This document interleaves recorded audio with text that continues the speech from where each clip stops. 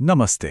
आज हम बात करने वाले हैं घुटने की एक बहुत ही आम और गंभीर चोट के बारे में जिसे एसीएल इंजरी कहते हैं। पर सोचिए जरा, खेल के मैदान पर गूंजने वाली एक छोटी सी आवाज कैसे किसी की पूरी दुनिया बदल सकती है। तो चलिए आज इसी आवाज से शुरू हुए एक सफर को समझते हैं। हाँ, बस यही आवाज, पॉप। जानते हैं, बहुत से लोगों के लिए एसीएल इंजरी का सफर बस इसी एक अचानक और दिल दहला देने वाली आवाज से शुरू होता है। ये एक ऐसा मोमेंट है जिसे कोई भूल नहीं पाता, एक ऐसा पल जो खेल के मैदान को एक झटके में बदल देता है। तो चलिए अपनी कहानी के पहले हिस्से में चलते हैं और मिलते हैं हमारे घुटने के एक अनसंग हीरो से, यानी एसीएल से, और समझते हैं कि ये हमारे शरीर में चुपचाप इतना जरूरी काम क्या करता है। तो सबसे पहले आइए जरा अपने घुटने के अंदर झांक कर देखते हैं। ये ना इंजीनियरिंग का एक कमाल है जो 3 मेन हड्डियों से बना है। ऊपर से जांग की हड्डी जिसे फीमर कहते हैं, नीचे से पिंडली की हड्डी यानी टिबिया, और सामने की तरफ घुटने की कटोरी जिसे पटेला कहते हैं। अब जरा इमेजिन कीजिए कि इन हड्डियों को मजबूत रस्सियों से बांध दिया गया है। ये रस्सियां ही हैं हमारे लिगामेंट्स, जो घुटने को स्टेबिलिटी देते हैं हर डायरेक्शन में। और आज हमारा हीरो इन्हीं में से एक है, एसीएल। तो सवाल यह है कि ये एसीएल आखिर करता क्या है? कह सकते हैं कि इसके 2 सुपर पावर हैं। पहला, ये हमारी पिंडली की हड्डी को जांग की हड्डी के मुकाबले आगे खिसकने से रोकता है। और दूसरा, जब हम दौड़ते हुए अचानक मुड़ते हैं या डायरेक्शन बदलते हैं ना, तो ये हमारे घुटने को संभालने का काम करता है। बहुत जरूरी काम है ये। अब देखिए, हर कहानी में एक टर्निंग पॉइंट आता है, और हमारी कहानी का टर्निंग पॉइंट है वो एक पल जब सब कुछ बदल जाता है, चोट लगने का वो मोमेंट। तो सवाल ये है कि आखिर ये मजबूत लिगामेंट टूटता कैसे है? अब यहाँ एक बड़ी ही सरप्राइजिंग बात है। ज्यादातर लोग क्या सोचते हैं कि ये चोट किसी से टकराने पर लगती होगी, लेकिन सच तो ये है कि करीब 70% एसीएल इंजरीज तब होती हैं जब आपके आसपास कोई भी नहीं होता। जी हाँ, ये अचानक रुकने या गलत तरीके से जमीन पर लैंड करने से होता है।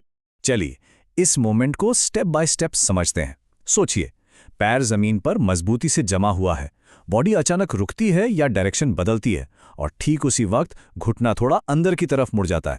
बस इसी एक गलत मूवमेंट से एसीएल पर इतना जोर पड़ता है कि वो टूट जाता है। और ये जो चार्ट हम देख रहे हैं, ये एक बहुत ज़रूरी कहानी बताता है, खासकर फीमेल एथलीट्स के लिए। फुटबॉल और बास्केटबॉल जैसे खेलों में उन्हें ये चोट लगने का खतरा पुरुषों के मुकाबले 2 से 8 गुना तक ज्यादा होता है। आप सोचिए, ये बहुत बहुत बड़ा अंतर है।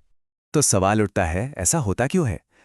इसके पीछे कई रीजंस हैं, जैसे महिलाओं के शरीर की बनावट में कुछ फर्क होना, हार्मोन्स का असर, और साथ ही अक्सर कूदने और जमीन पर लैंड करने के तरीके में अंतर। ये सब चीजें मिलकर उनके लिए खतरा बढ़ा देती हैं। ओके, तो चोट लग चुकी है। अब बारी आती है ये पता लगाने की कि असल में हुआ क्या है। तो ये है डायग्नोसिस का चैप्टर। चोट लगने के फौरन बाद ही ना घुटना आपको सिग्नल्स देना शुरू कर देता है।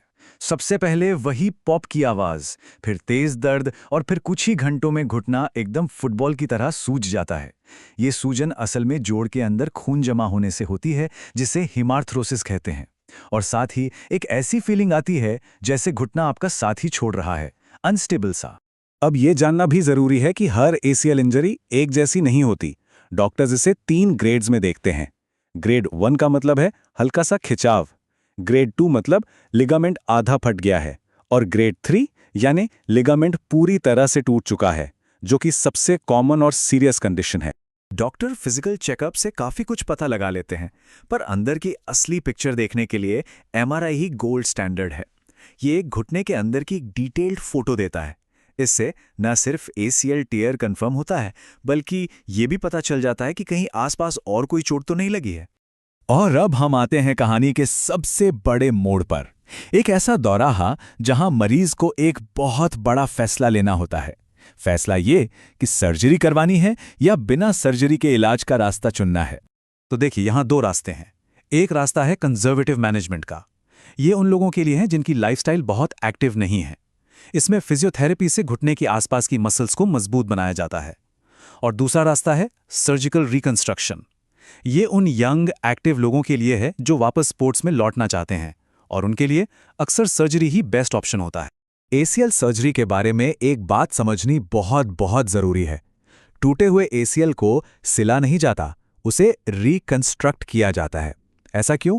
क्योंकि इसमें ब्लड सप्लाई इतनी कम होती है कि अपने आप जुड़ नहीं सकता। तो सर्जन क्या करते हैं?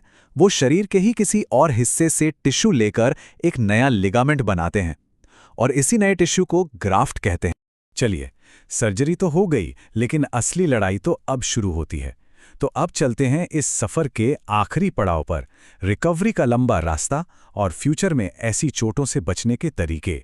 सर्जरी के बाद की रिकवरी एक मैराथन है, स्प्रिंट नहीं। ये प्रोसेस बहुत धीरे धीरे कई फेजेस में आगे बढ़ता है।